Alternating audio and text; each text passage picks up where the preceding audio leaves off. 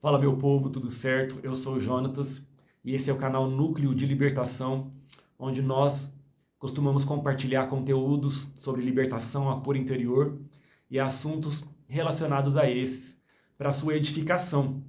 E hoje eu quero dar uma continuidade no vídeo que eu gravei há alguns dias, que se chama Carta para Filhos de Pastores, que na verdade é uma mensagem para filhos de pastores, mas não só de pastores, mas de líderes, de homens e mulheres de Deus. Você que entende que é filho, tanto natural como espiritual, de um grande homem, uma grande mulher de Deus, pessoas que abriram o caminho, pessoas que têm um legado, sabe, que transmitiram para você um legado. Eu falei no último vídeo sobre o permanecer, a cultura do permanecer, a importância de nós permanecermos, porque cada geração que permanece, algo grande acontece, a glória de Deus vai se acumulando, a glória de Deus vai crescendo na nossa geração, assim como Abraão, Isaac e Jacó. Deus deu um chamado para Abraão, mas Isaac continuou, e depois Jacó também, e aí Deus levantou 12 tribos em Israel. E também nós vemos isso em toda a história de Israel, quando Israel permanecia, mas muitas vezes Israel não permanecia, Israel se desviava, e o processo que Deus estava fazendo na geração deles era abortado. O processo era abortado, assim como na vida dos filhos de Eli. Os filhos do sacerdote Eli, eles eram perversos e a arca de Deus acabou sendo roubada de Israel. Então o que eu quero falar para você, que é filho de um homem de Deus, de uma mulher de Deus, permaneça. O permanecer não é um esforço, mas é uma unção que Deus te dá, e permanecer é o mais importante. Permanecer fiel até o fim, muito mais do que aquilo que você faz, é você permanecer e carregar essa arca e manter essa ponte. Geração após geração, permanecer em Deus, nos princípios fervorosos em Deus, sabe? E uma coisa que eu quero compartilhar com vocês hoje é sobre, primeiro ponto, tem muitas pessoas que recebem um legado que elas são chamadas para continuar o que seus pais começaram. Elas são chamadas para continuar aquele mesmo processo, aquele mesmo chamado. Seus pais abriram um caminho e essas pessoas são chamadas para continuar esse caminho, para fazer a mesma coisa, para dar continuidade àquele trabalho. Mas tem também outras pessoas que foram chamadas para começar algo novo. Então talvez você se sente culpado porque você não está fazendo a mesma coisa que o seu pai e a sua mãe abriram o caminho, que eles começaram. Mas o legado não tem a ver somente com você fazer a mesma coisa.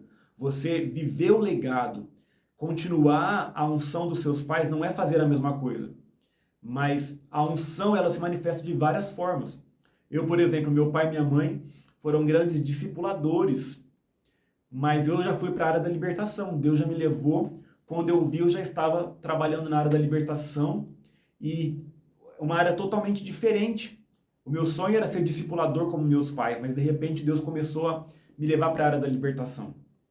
Então talvez você vai continuar a mesma coisa que seus pais começaram, mas talvez você vai começar algo novo, sabe? Uma vez eu perguntei para Deus, Deus, por que eu não sou discipulador como os meus pais? Por que o Senhor me levou para a libertação? E eu senti Deus falando comigo, eu não quero que você seja uma cópia dos seus pais. Então a unção, ela está na nossa essência, a unção. Mas o chamado pode se manifestar de diversas formas. Nós temos que discernir para onde Deus nos leva. Outro ponto que eu quero falar aqui hoje é sobre quando os seus pais não foram exemplo para você dentro de casa. Muitas pessoas têm conflito com relação a isso. São filhos de homens e de mulheres de Deus, mas viam os seus pais na igreja sendo ungidos, pregando maravilhosamente, talvez até fazendo sinais, mas dentro de casa tratando mal a esposa, tratando mal o marido, tratando mal os filhos, uma pessoa que não deu um bom testemunho de caráter, de cristão, de temente a Deus, de amor e de presença, de acordo com que refletisse que realmente Jesus é. Muitas pessoas têm conflito com isso, porque eles aprenderam a palavra, eles sabem o que é certo e errado, cresceram, nasceram e cresceram aprendendo, mas os seus pais não foram exemplos práticos, foram exemplos apenas teóricos. Então essas pessoas têm muito conflito, porque essas pessoas não aprenderam a essência, não foram inspiradas a servir a Deus, pelo exemplo dos pais, porém elas sabem o que é errado, o que é certo, então elas sentem culpa quando elas não fazem, quando elas não andam no caminho. Então, irmão, nesse caso você precisa abrir o seu caminho. O teu pai e a tua mãe, talvez eles não conseguiram ser o exemplo onde eles deveriam ser exemplo, porque talvez eles tinham coisas não tratadas, coisas não curadas na vida deles. Eu gosto muito do Ministério de Libertação por isso, porque ele nos leva a curar, a tratar áreas profundas, tanto espiritualmente como emocionalmente em nossas vidas. Mas talvez nossos pais não tiveram a oportunidade de tratar essas áreas, de curar o que tinha que ser curado na vida deles. Então eles fizeram o que eles podiam. Talvez eles deram o melhor deles e ainda conseguiram fazer uma obra, cumprir o seu chamado, vamos dizer assim. É claro que o chamado nunca é mais importante do que a família, mas eu quero dizer, talvez eles tenham tido feridas, tenham tido marcas e traumas que não conseguiram, não tiveram oportunidade de curar. Mas você tem. Então você pode ir mais longe, você pode curar aquilo que tem que ser curado, ressignificar tudo isso, amadurecer. E nas áreas que os seus pais erraram, você pode acertar. Porque hoje você tem o conhecimento, hoje você tem o discernimento. Talvez, mesmo nós tendo um conhecimento, a gente não consegue, porque existe dentro de nós uma revolta. Né? O meu pai e a minha mãe não foram exemplo em casa.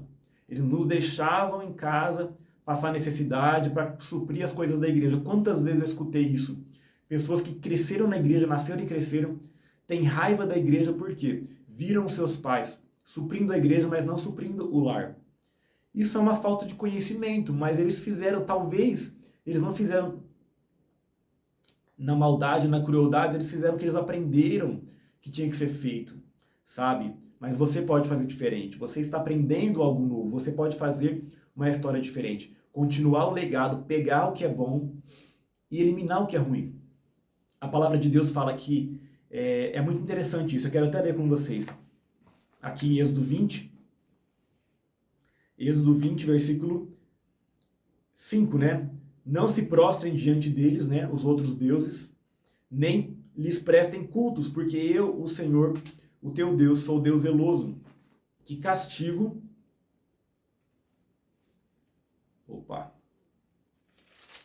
que castiga os filhos pelos pecados dos seus pais até a terceira e quarta geração daqueles que me desprezam, mas trato com bondade até 1000 gerações os que me amam e obedecem os meus mandamentos.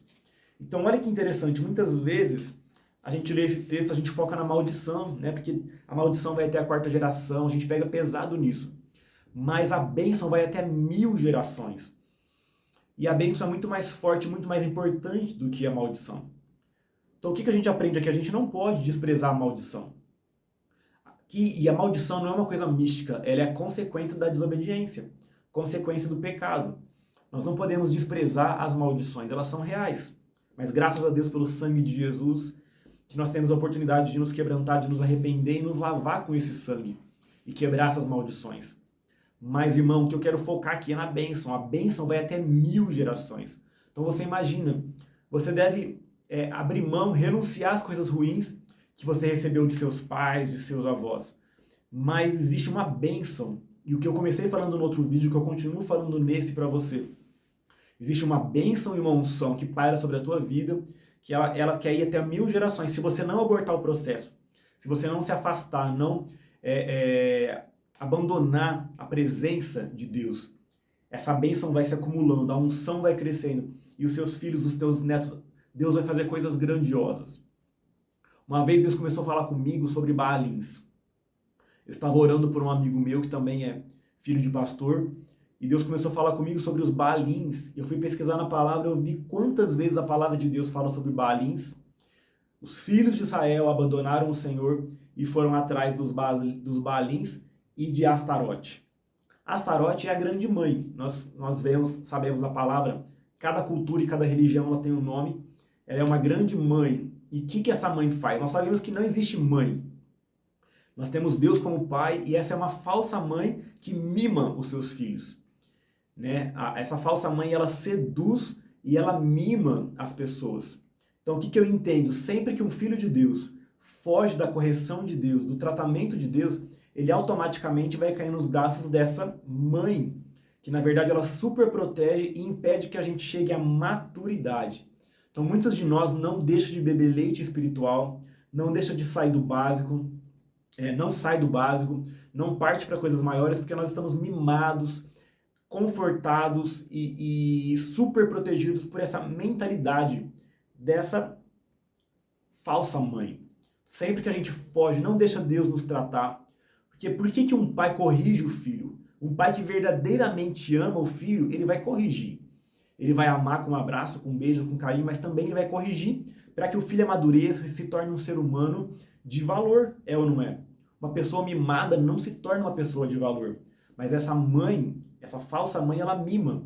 E essa voz que sempre falou nos ouvidos dos filhos de Israel e sempre fala nos ouvidos das pessoas até hoje, das pessoas que servem a Deus. Essa falsa mãe e os Baalins. Os Baalins são sedutores, são aqueles amiguinhos. Enquanto a Astarote é uma falsa mãe, os Baalins são amiguinhos, irmãozinhos que ficam falando nos ouvidos, vamos curtir a vida, vamos viver, não podemos perder tempo, vamos viver o que a gente tem que viver, e vamos... não é bem assim a palavra, não é bem desse, não seja tão radical, né? Curte a vida, né? E todas essas frases sedutoras e que adulam o nosso ego e nos fazem perder o fervor pelo Senhor, fazem relativizar o Evangelho, são frases que esses demônios, sabe, falam em nossos ouvidos, essas vozes desses falsos amigos que nos seduzem a ir atrás deles e curtir a vida e nos sentir bem, eles querem nos agradar. Então nós não podemos deixar a voz dessa falsa mãe e a voz desses amiguinhos nos seduzirem e nos afastar da presença de Deus. Nós temos que permanecer fervorosos.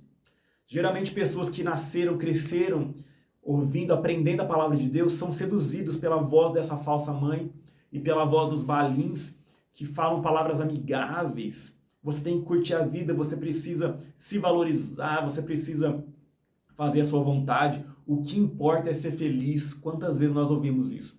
Então nós não podemos deixar essas vozes falarem em nossos ouvidos, mas nós precisamos nos posicionar contra elas.